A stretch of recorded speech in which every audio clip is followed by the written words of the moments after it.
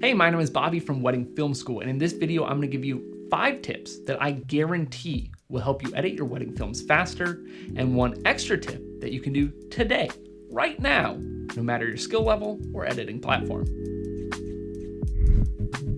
Now, a few disclaimers before we dive in. First, I'm editing in Final Cut Pro X, but most of these will apply in any program, and they might just look a little bit different. Second, our approach is always from the standpoint of a wedding filmmaker, but these tips should help with most types of projects.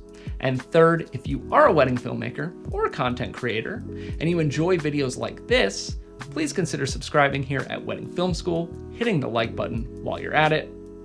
And one other thing to know before we dive in is that for the most part, we are approaching these from the perspective of editing a wedding highlight film. Let's get to it. And we are starting this list out with something that happens on the wedding day, or maybe even before it, and that is to use your camera's metadata to your advantage. You'll notice a theme as we go along, and that theme is very much so organization.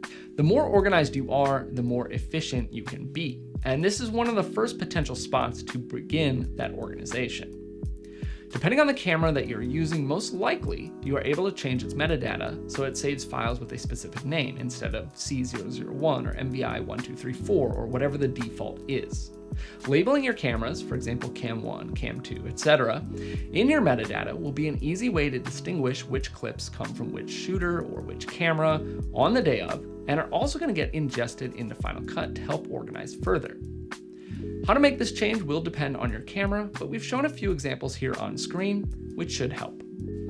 Now I know what you're thinking, you are eager to get that tasty wedding footage in the editing bay, but not so fast. You gotta get organized, that's right. This tip is once again all about being organized and will be one of the first things that you do once you start your editing project, and that is to organize your NLE. Your NLE is Final Cut Pro, Adobe Premier, Davinci, whatever editing program you're using. Anyways, there are plenty of ways to do this, and while I'm going to talk about my way, I want to be clear that you don't have to do it exactly like this. What is important is that you have a system from ingesting the footage to your computer to organizing it on your editing platform. Even if it costs you an hour or 2 up front, which it will, it's going to save you significantly more time in the long run. So let's check out my process. The first thing that you'll notice for me is that when I offload my footage from my cameras, they go into a folder for each specific camera. And my audio gets separated even further, labeling the audio source and the part of the day because I know it's right there when I offload. When it's imported into Final Cut, it's going to remember these folders, and you'll see them all represented over here on the left side. So this is a built-in streamline first layer of organization, but I recommend taking that a step further and organizing by the part of the day. I do this with smart folders, which I have set up in advance for things like romantics, venue, wedding party, cocktails, ceremony, and more. But if you're using Premiere or Resolve, you may be using bins, folders, or keywords, and they can work very similarly. And a quick pro tip, in Final Cut, if you make a new library and you build all these folders or keywords out, and you save that, then it will work as a template that you can open up into each wedding that you do, and you already have that structure ready to go. And a great benefit of this is that you can assign multiple keywords to a clip.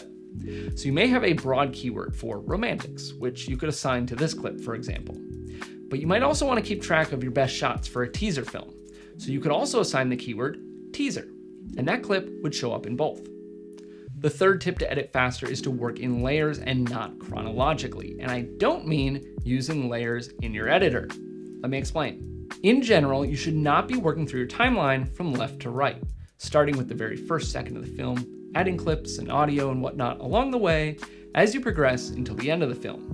This is not efficient. You are much better served to be working through your edit in layered stages.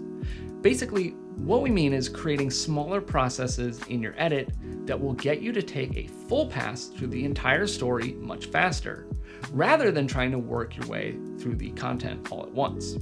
So we recommend dropping your music onto your timeline first, listening through, and starting to generally plan out a broad roadmap for some key parts. And I like doing this with markers.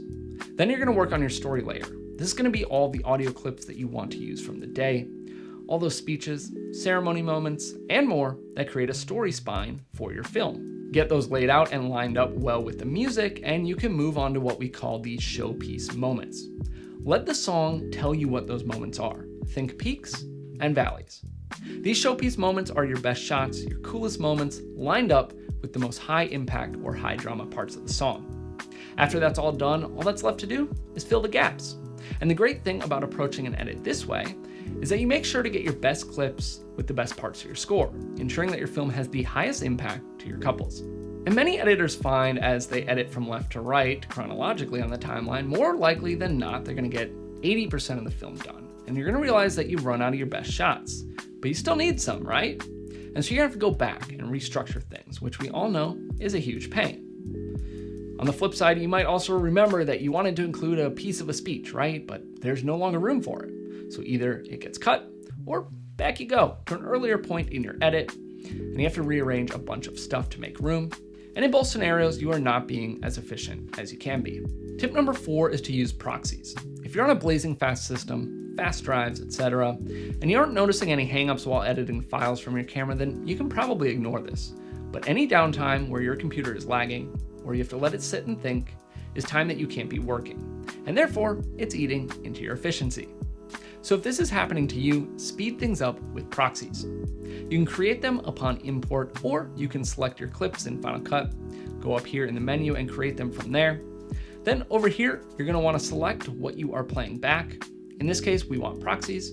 And this is gonna lighten the burden on your computer by letting you build the edit with lower resolution clips.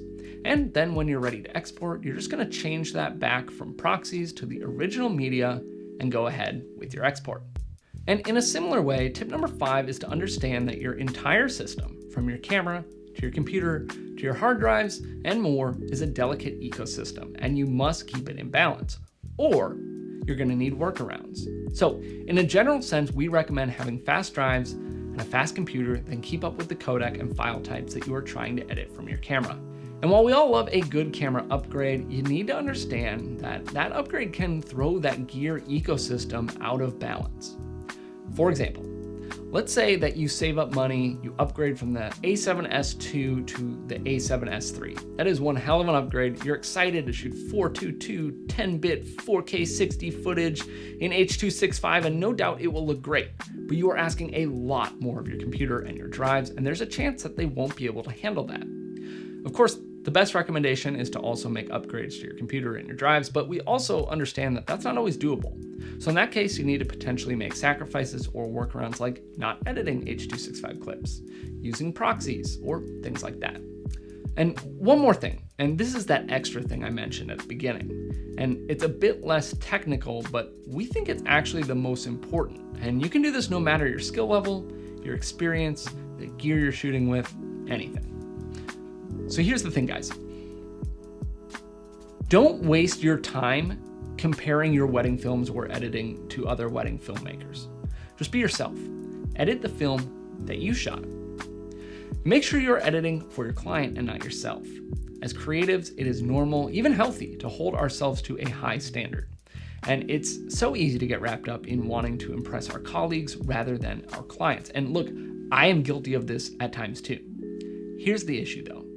It can really, really drag out my editing times and drain my motivation. And I get it, it's normal. But the reality is that if I shoot a barn wedding in the Midwest, it would be ridiculous for me to try to make it like a high-end multi-day wedding from some top wedding filmmaker in Italy or Hawaii or whatever. It's just not gonna happen no matter how hard I try, and is ultimately going to deliver a big hit to my efficiency. So edit the wedding that you shot, not some other wedding. Hold yourself to a high standard, but make sure it's also realistic. And don't get caught up in what other filmmakers might think about your edit. Just be yourself, make sure that it's all about your clients, and keep crushing those wedding film edits. That's all I've got for you today. I hope you found these tips helpful, and if you did, please consider subscribing and hitting the notification bell, doing all the YouTube stuff, and I will see you in the next video.